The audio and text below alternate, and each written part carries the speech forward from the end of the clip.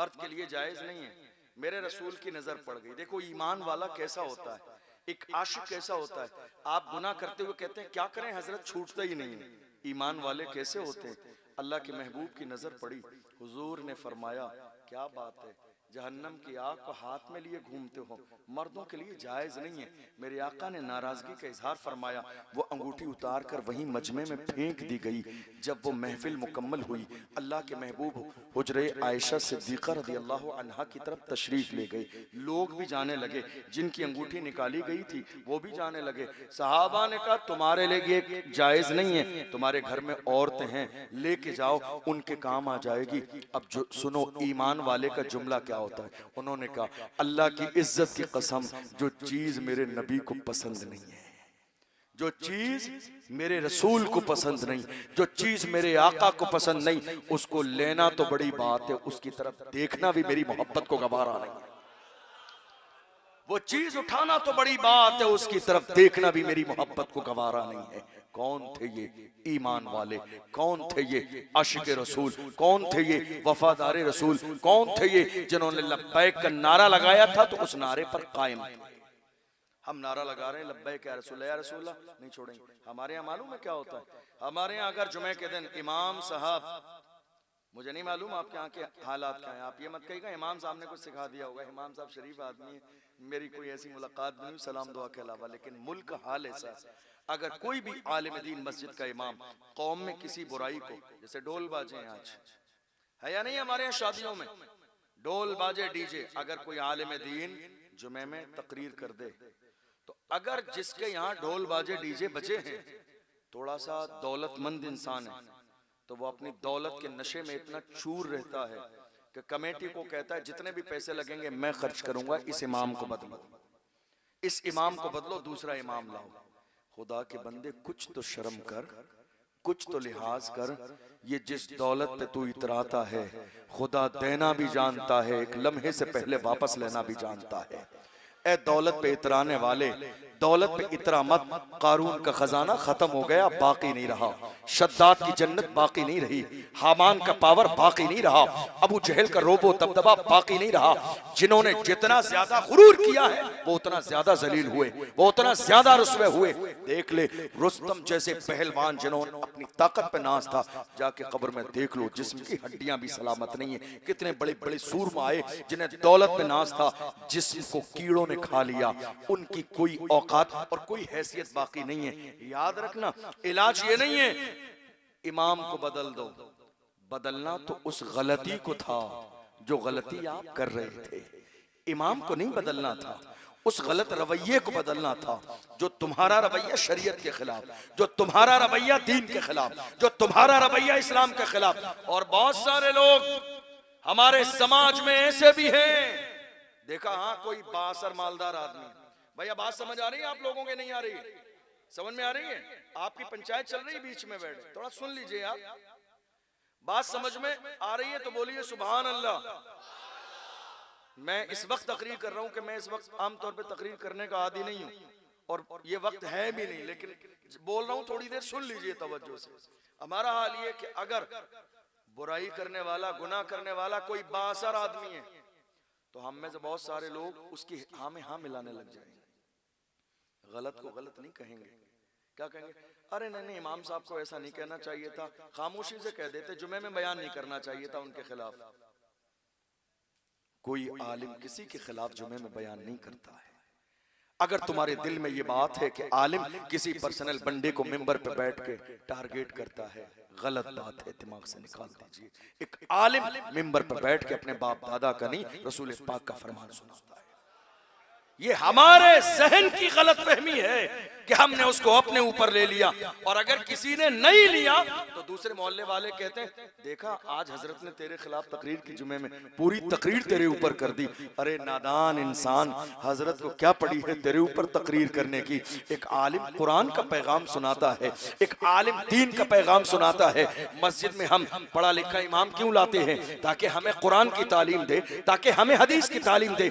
अगर हक बोलने वाला इमाम नहीं चाहिए तो मस्जिद में इमाम की जरूरत जरूरत ही नहीं है। कोई भी बाशरा आदमी नमाज रोजा जानने वाला नमाज पढ़ा दे, मगर पढ़ा लिखा इमाम काबिल आलिम दीन क्यों लाते हैं? ताकि वो हमें शरीयत का मसला सिखाए, दीन का मसला सिखाए, कुरान का पैगाम सिखाए, हमारी आने वाली नस्लों को इमाम अहमद रजा का गुलाम बनाए, बुजुर्गों का गुलाम बनाए। हम इसीलिए पढ़ा लिखा इमाम लाते हैं, और जब वो हक बोलता है तो वो हक बात हमसे गवारा नहीं होती है। थोड़े से जमाने के बाद फिर बुराई करने वाले वही होते हैं जो साथ रहने वाले होते हैं, गीबत करने वाले वही हैं। हर शख्स क्या चाहता है? हजरत हमारी हिमायत करें, इमाम साहब मिंबर पे हमारा नाम लेके तारीफ कर दें। याद रखिएगा, ये मिंबर किसी कमेटी, सदर, सेक्रेटरी, खजांची की तारीफ के लिए नहीं, अल्लाह और रसूल के जिक्र के लिए है। मिजाज ये मत बनाइए मेरा नाम हो, मिजाज ये मत बनाइए मेरे बाप दादा का नाम हो। आपने इस जलसे को कराने के लिए अगर 50,000 रुपए भी दिए हैं तो एहसान नहीं है, एहसान उस परवरदिगार का है कि उसने तुमसे ये कबूल। ज़िना कबीरा गुनाह है, और ज़िना करने वाले आज के जमाने में सिर्फ नौजवान लड़के नहीं हैं। शर्म से सर तो तब झुकता है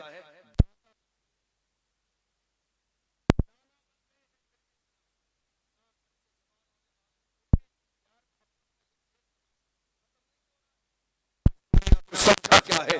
दुनिया बनाने वाला परवरदिगार कहता है वमल हयातुद दुनिया इल्ला मताउल गुरूर, दुनिया की जिंदगी तो सिर्फ एक धोखा है। जिसने दुनिया बनाई है वो परवरदिगार कहता दुनिया की जिंदगी एक धोखा है। जवानों याद रखना, ज़िना, ये शराब, ये शबाब हर जमाने में मेरी कौम के जवानों के सामने शराब और शबाब पेश किया गया, लेकिन हर जमाने में मेरी कौम के जवानों ने शराब और शबाब को ठोकर मार के कहा अपना सब कुछ गुंबद खजरा कल भी था और आज भी है, मेरे नबी से मेरा रिश्ता कल भी था और आज भी है। बतला दो गुस्ताखे नबी को गैरत मोमिन जिंदा है, उन पे मर मिटने का जज्बा कल भी था और आज भी है। ये किसी और की फिक्र नहीं, मोहम्मद अरबी के गुलामों की फिक्र है।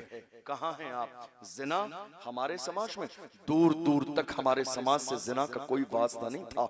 ये कलमा पढ़ने वाले जवान थे, जिधर निकलते थे इनके किरदार को देखकर लोग कलमा पढ़ के मुसलमान हो जाते थे। मगर अफसोस आज जिना का बाजार गर्म है। आप जानते हैं ये जिना हमारे समाज में आम कैसे हो गया? जिना कई तरीके का है। जिना आंखों का भी है, जिना हाथों का भी है, जिना पैरों का भी है, और जिना जो आप जानते हैं जिना है। याद रखना, अगर अपने इन आंखों से जिना के गलत मनाजिर देख रहे हैं इंटरनेट पर तो ये आंखों का जिना है। हाथों से जिना कर रहे हैं तो ये हाथों का जिना है। जिना की तरफ जा रहे हैं तो ये पैरों का जिना है। याद रखना, जिना करने वाला इंसान कुछ भी हो सकता है मगर दुनिया में कामयाब नहीं हो सकता है। मेरे नबी फरमाते हैं जिना में 6 मुसीबतें हैं, 3 मुसीबतें दुनिया में है, 3 मुसीबतें मरने के बाद हैं। मेरे नबी ने फरमाया जिना करने वाले इंसान की दुनिया में जो 3 मुसीबतें हैं, पहली मुसीबत ये है कि उसका चेहरा बिगाड़ दिया जाता है, उसके चेहरे से नूर खत्म हो जाता है, उसके चेहरे से रौनक खत्म हो जाती है। आप क्या समझ रहे हैं? किसी शादी में जाने के लिए, शादी ब्याह के मौके पर, वलीमे के मौके पर, किसी फंक्शन के मौके पर आप जाके किसी बड़े सैलून वाले के यहाँ बहुत ज्यादा मुंह को जो है रगड़वा लेंगे, फेशियल करा लेंगे, चेहरा चमक जाएगा? हरगिज ऐसा नहीं होगा, इसलिए कि रौनक देने वाले ने रौनक छीन ली है, नूर देने वाले ने नूर छीन लिया है, चेहरा बिगाड़ दिया गया है। दुनिया की किसी क्रीम की इतनी औकात नहीं जो आपके चेहरे को चमका दे जब तक मेरा परवरदिगार ना चमकाए। समझो जवानों, तुम्हें दुनिया में किसी क्रीम की जरूरत नहीं थी। हमारे पास सबसे बड़ी क्रीम ये पानी था, जिससे हम वुजू करते थे तो हमारा चेहरा चमक जाता था। आज हमें इन सारी चीजों की जरूरत है। तुमने गौर ही नहीं किया ये चेहरे बेरौनक कैसे हो रहे हैं, ये हमारे चेहरे खराब कैसे हो रहे हैं, हमारे चेहरों से रौनक खत्म क्यों हो जा रही है। मेरे आका ने फरमाया जिना करने वाले इंसान की पहली मुसीबत यह है कि चेहरे से रौनक खत्म कर दी जाती है। या रसूलल्लाह दूसरी बताइए। दूसरी इतनी गजबनाक है, अल्लाह अकबर। हुजूर ने फरमाया उस इंसान के कारोबार से तमाम चीजें खत्म, कारोबार फेल हो जाता है, एक एक लुकमे के लिए तरस जाता है इंसान। आप सोच रहे हैं किसी बाबा ने दुआ तावीज कर दिया इसलिए कारोबार फेल हो गया? नहीं, मेरे नबी ने फरमाया जो इंसान ज़िना का आदी हो जाए उसके रिस्क से बरकत को खत्म कर दिया जाता है, रिस्क में तंगी आ जाती है, मुसीबतें आती हैं उसके दरवाजे पर और उसकी जिंदगी में। किस इंसान की जो ज़िना करता है। तीसरी मुसीबत मेरे नबी ने फरमाया उसकी उम्र कम कर दी जाती है। जिंदगी कम कर दी जाती है। देख नहीं रहे हो आज क्या हो रहा है? क्या कहते हैं आप? अरे वो कल शाम को मेरे साथ खाना खाया, आज इंतकाल हो गया। कल दोपहर में ही तो मिला था, इंतकाल हो गया। आज सुबह ही तो बाजार में मिला था, इंतकाल हो गया। कल शाम को ही तो फोन आया था, इंतकाल हो गया। खुदा ने बता दिया बादशाही सिर्फ मेरी है। याद रखना, कुल्लु नफ्सिन ज़ाइक़तुल मौत, जो दुनिया में आया है उसे मरना है। इसलिए बाज आ जाओ गुनाह से। या रसूल अल्लाह, मरने के बाद की मुसीबत क्या है? फरमाया जो ज़िना करने का आदी बन जाता है, अल्लाह अकबर, अल्लाह उससे नाराज होगा। कयामत के दिन का हिसाब सख्त लिया जाएगा और अल्लाह उसे जहन्नम में डाल देगा। एक औरत ने एक नौजवान को बुलाया, बड़ा नेक परहेजगार इंसान है, उसने बुलाया और कहा, ए जवान, मेरे साथ जिना कर ले। जरा दिल के कानों से सुनिएगा। जवान ने जवान से कहा, मेरे साथ जिना कर ले। वो औरत बैठी है, वो जो नौजवान लड़की बैठी है, बस मैं बात मुकम्मल करने लगा हूँ। वो लड़की बैठी है और जवान भी है। अल्लाह अकबर। उस जवान से कहती है, मेरे साथ जिना कर ले। क्या रखा है दुनिया में? थोड़े दिन मरने के बाद क्या होगा क्या नहीं होगा हमें मालूम नहीं है। अल्लाह ने ये बहार के दिन दिए हैं। यही सोच आज हमारे कुछ नौजवानों की है। दोबारा जिंदगी नहीं मिलेगी, इसलिए जो आए हैं लज्जत हासिल कर लीजिए। जिंदगी दी है तो मजे कर लीजिए। याद रखिएगा, ये सोच कभी भी ईमान वाले की नहीं हो सकती। ईमान वाले की सोच क्या है? हमारे लिए असल ठिकाना जन्नत है। ये दुनिया मोमिन के लिए कैद खाना है। मेरे आका का फरमान है, अद-दुनिया सिजनुल मोमिन व जन्नतुल काफिर। दुनिया मोमिन के लिए कैद खाना है, और जिसने इस्लाम का कलमा नहीं पढ़ा, जन्नत तो उसके लिए है, हमारे लिए जन्नत मरने के बाद है। ये किसी और का फरमान नहीं, सादिक़ो मस्दूक पैगंबर का फरमान है। उस लड़की ने बुलाया, जवान से बहुत जिद की ज़िना करने की। उस जवान ने एक चिराग मंगाया, चिराग मंगाया। मेरी माएं और बहनें भी दिल के कानों से सुने। चिराग मंगाया, और चिराग मंगाने के बाद जब उसको जलाया, अब चिराग की रोशनी कितनी होती है, उसकी लौ कितनी सी होती है। उसके बाद उसने अपनी उंगली को चंद सेकंड के लिए चिराग के करीब किया, उसकी लौ पर हटा लिया और उसकी जान निकल गई। चंद सेकंड चिराग की लौ पर क्या हम और आप उंगली रख सकते हैं? बताइए, नहीं रख सकते। उसने दूसरी उंगली रखी, फिर हटा लिया, हथेली को रखा, फिर हटा लिया। लड़की ने कहा, जवान क्या करता है? हुस्न तेरे सामने है, शबाब तेरे सामने है, लड़की तेरे सामने है, जिना के लिए तुझे इजाजत दे चुकी है, आखिर करता क्या है? टाइम क्यों जाया करता है? उस जवान ने कहा, मेरे आका ने फरमाया, जिना करने वाले को जहन्नम की आग में डाल दिया जाएगा। मैं देख रहा हूं, क्या दुनिया की इतनी सी आग भी बर्दाश्त कर सकता हो? क्या दुनिया की इतनी सी आग चंद सेकंड के लिए बर्दाश्त कर सकता हो? प्रैक्टिकल देख रहा था, क्या सिर्फ एक उंगली को आग की तरफ कर सकता हो? जब दुनिया की आग, दुनिया की आग, दुनिया की आग, उसकी तरफ एक उंगली नहीं रख सकता, तो मुझे पूरा जहन्नम में डाल दिया जाए, बर्दाश्त कैसे करूंगा?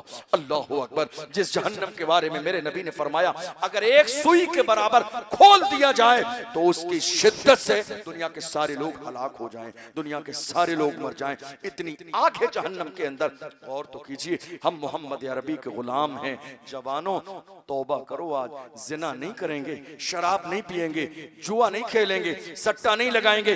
याद रखना, इंसान जुआ और सट्टा सिर्फ इसलिए लगाता है कि शॉर्टकट में मालदार हो जाऊं। हमारे यहाँ आज यही तो हुआ। हमें अल्लाह ने जितना दिया है हम उस पर राजी नहीं हैं, हविस बाकी है, ये भी मिल जाए, ये भी मिल जाए, ये भी मिल जाए, बड़ी गाड़ी भी हो, बंगला भी हो, बड़ी जमीन भी हो। याद रखना, खुदा ने तुम्हारी किस्मत में जितना लिखा है उतना ही मिलके रहेगा। कोई सट्टे से मालदार नहीं होता है, कोई गलत कामों से मालदार नहीं होता है। और वक्ती तौर पर अगर ये दौलत आ भी जाए तो जिस रास्ते से आती है उसी रास्ते से वापस भी जाती है। यकीन रखो, खुदा ने तुम्हारी किस्मत में जो लिखा है वो तुम्हें मिलके रहेगा। इसलिए ये अहद करके जाओ, जब तक जिंदा रहेंगे जुआ नहीं, सट्टा नहीं। और जवानों, आखिर में एक आखिरी बात कह के जाता हूं, अगर तुम चाहते हो, अगर तुम चाहते हो कि अल्लाह तुम्हें हर कदम पर कामयाबी दे, बता दूं, बता दूं, परेशान तो नहीं आप? आखिरी बात बता रहा हूं, अगर आप ये चाहते हैं कि अल्लाह आपको कामयाबी दे, तो कामयाबी का राज क्या है? मेरे आका ने फरमाया, रिज़ल रब्ब फी रिज़ल वालिदैन व सख्तुर रब्ब फी सख्तिल वालिदैन। माँ बाप अगर राजी हैं तो खुदा राजी है, माँ बाप अगर राजी नहीं है तो खुदा राजी नहीं। कहाँ हैं आप?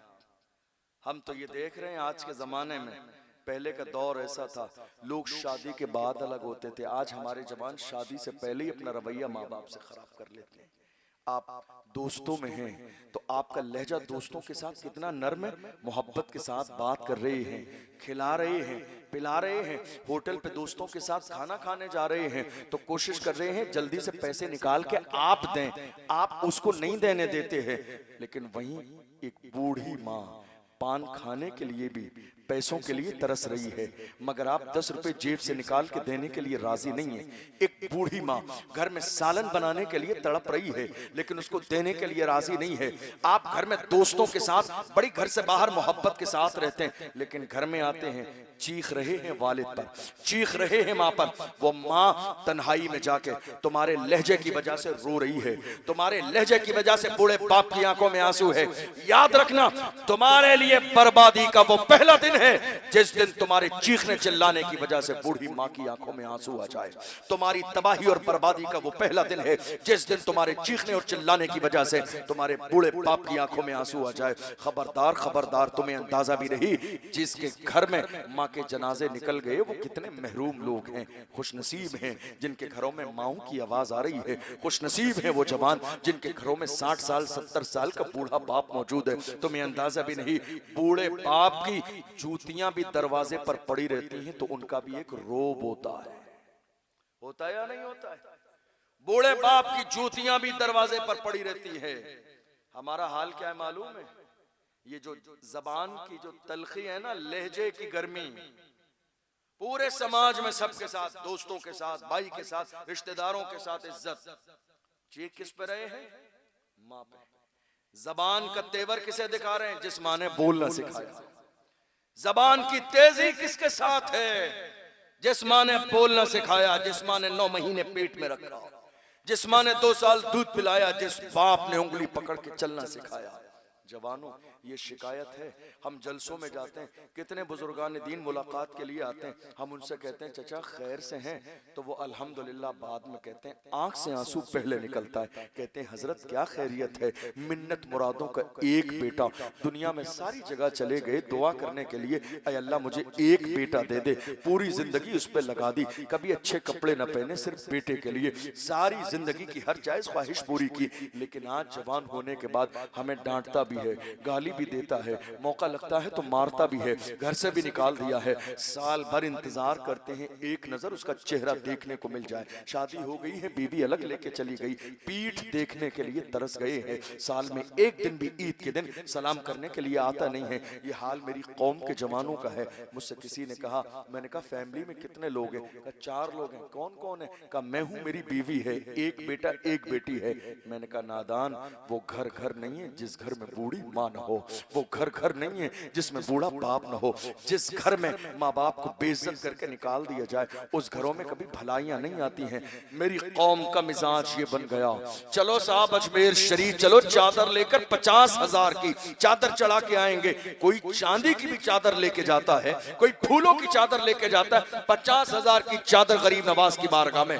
याद रखना, पहले चादर माँ को दो तो गरीब नवाज चादर को कबूल करेंगे, और अगर बूढ़े माँ बाप को चादर नहीं दोगे तो गरीब नवाज की बारगाह में तुम्हारी चादर को कबूल न किया जाएगा। इसलिए कि अल्लाह ने गरीब नवाज को इतना बड़ा मर्तबा जो दिया है वो माँ की दुआओं से दिया है। वो शख्स तो वली बन ही नहीं सकता जिसे माँ राजी न हो और दुआ न दे।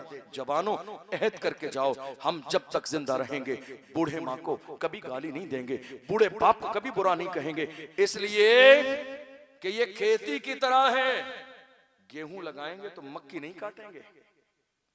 बात समझ आ रही है? गेहूं लगाएंगे तो मक्की नहीं काटेंगे, मक्की लगाएंगे तो अनन्नास नहीं काटेंगे। जो खेत में बोएंगे 6 महीने के बाद या साल के बाद काटेंगे वही जो लगाया है। आज आप जवान हैं, ये 10-10 साल के 4 बच्चे आपके साथ हैं, अपने 70 साल के बूढ़े बाप को गाली दे रहे हैं, इज्जत नहीं कर रहे हैं, बात नहीं कर रहे हैं, घर से निकाल दिया। तैयार रहिए, इससे ज्यादा आपके साथ होने वाला है। इस्लाम का मिजाज ये है, कमा तदीन तुदान, तुम जैसा करोगे वैसा ही तुम्हारे साथ किया जाएगा। जुल्म करोगे तो जुल्म उतना करो जितना तुम जुल्म बर्दाश्त कर सकते हो। माँ बाप तुम्हें अंदाजा भी नहीं है। अल्लाह अकबर, कितनी अजीम है ये माँ, कितनी मकाम वाली है ये माँ। हम महीने में 20,000 कमा रहे हैं, माँ के हाथ में कितना देते हैं हमारे जवान? मुश्किल से 2,000। 20,000 कमाने वाला कितने? 2,000। और अगर माँ 20 दिन के बाद दोबारा से पैसे मांग ले तो हम उन 2000 का हिसाब लेते हैं। 2000 दिए तो थे, कहाँ गए? जवानों, तुम्हें अंदाजा भी नहीं, ये जो 18,000 तुम्हारी जेब में पड़े हैं और जेब में तुम्हारे 10,000 तो दोस्तों पर होटलबाजी में खर्च हो रहे हैं, सिर्फ इसलिए कि दोस्तों के ग्रुप में तुम्हारी इज्जत बढ़ जाए कि नहीं बहुत खर्च करने वाला है। नहीं, मस्जिद में खर्च करने से ज्यादा पैसा जो अजीज है वो माँ बाप के ऊपर खर्च करने का सवाब है। मदरसे से ज्यादा बेहतरीन वो पैसा है जो माँ पे खर्च किया जाए। तुम्हें अंदाजा ही नहीं है जो पैसा तुम बचा रहे हो ना, तुम्हें अंदाजा भी नहीं है तुम किससे बचा रहे हो। बूढ़ी माँ से कसम खा रहे हो, नहीं मेरे पास नहीं है, कसम खा रहे हो। अरे माँ को धोखा देने वालों, तुम झूठी कसम खा रहे हो। 4 दिन बाद देख लेना वाकई तुम्हें महरूम कर दिया जाएगा। तुम माँ को महरूम कर रहे हो, खुदा तुम्हें महरूम कर देगा। तुम किससे छुपा रहे हो? जिस माँ का हाल ये है, बचपन के जमाने में जब तुम स्कूल कॉलेज में होते थे, मोहल्ले से कोई खाने की चीज आती थी तो ये माँ छुपा छुपा के तुम्हारे लिए रखती थी कि मेरा लाल आएगा तो उसको खिला दिया जाएगा। क्या दिल उसके सीने में नहीं है? दिल उसके सीने में भी है, मगर माँ माँ होती है। माँ का मकाम होता है। इसलिए अहद करके जाइए, हम मोहम्मद अरबी सल्लल्लाहु अलैहि वसल्लम के गुलाम हैं। जब तक जिंदा रहेंगे वालिदैन की जूतियां अपने सर पे रखेंगे, कभी बुरा नहीं कहेंगे, सताएंगे नहीं, गाली नहीं देंगे, परेशान नहीं करेंगे। इसलिए कि मेरे आका ने फरमाया, रिदर रब्ब फी रिज़ल वालिदैन व सख्तुर रब्ब फी सख्तिल वालिदैन। माँ बाप अगर राजी हैं तो खुदा राजी है, माँ बाप अगर राजी नहीं हैं तो खुदा राजी नहीं है। समझो इस जुमले को, अगर माँ और वालिद राजी नहीं है तो न जलसा कबूल है, न मिलाद कबूल है, न महफिलें कबूल हैं, न नेकियां कबूल हैं, अगर वालिदैन राजी नहीं है। इसलिए कोशिश करो, गौर कर लो, दिमाग दौड़ा लो, तुमने कब वालिदैन से तेज लहजे में बात की, कब माँ बाप को बुरा कहा, कब माँ बाप को सताया, कब माँ बाप को तकलीफ दी है। इन सारी चीजों पर जो है जोर डाल के सोच लो। जिस दिन ये बात तुम्हें समझ में आ गई, याद रखना तुम्हारी कामयाबी का वो पहला दिन होगा। ये बूढ़े माँ बाप है, तुम्हें अंदाजा ही नहीं। आज समाज में क्या हो गया? आज समाज में ये हो गया, पीर साहब आने वाले हैं, पीर साहब की आमद से पहले हमारी कौम के जवान 1 क्विंटल गुलाब के फूल की पत्तियां ला के रखे हुए हैं। किसके लिए? पीर साहब के कदमों में डाली जाएंगी। 1 किलोमीटर से पहले हजरत आने वाले हैं, 4 किलोमीटर से पहले इस्तकबाल होगा। बड़ी माजरत के साथ मुझे ऐसा इस्तकबाल बिल्कुल भी नहीं पसंद है कि इस्तकबाल करने वाला मेरे कदमों में फूल बिछाए और अपने बूढ़े माँ के कदमों में कांटे बिछाए। मुझे ऐसा इस्तकबाल बिल्कुल भी नहीं गवारा है। मेरा इस्तकबाल न करें, इस्तकबाल करना है तो उस बूढ़ी माँ का करें जिसने साल में कभी एक दिन भी छुट्टी नहीं ली है, 365 दिन उसने काम किया है, जिसने पूरी जिंदगी लगा दी सिर्फ तुम्हें जवान करने के लिए। इस्तकबाल जिंदगी में कभी उसका भी तो करें। ये दुनिया का मिजाज है। दुनिया क्या कहती है? आज मदर्स डे आया है, माँ का दिन। ये दुनिया का मिजाज है कि साल में एक दिन माँ का दिन होता है, मदर्स डे। इस्लाम का मिजाज ये है, हर दिन माँ का दिन है, हर लम्हा माँ का लम्हा है, हर घंटा माँ का घंटा है। इसलिए कि माँ राजी है तो खुदा राजी है, माँ राजी नहीं है तो खुदा राजी नहीं है।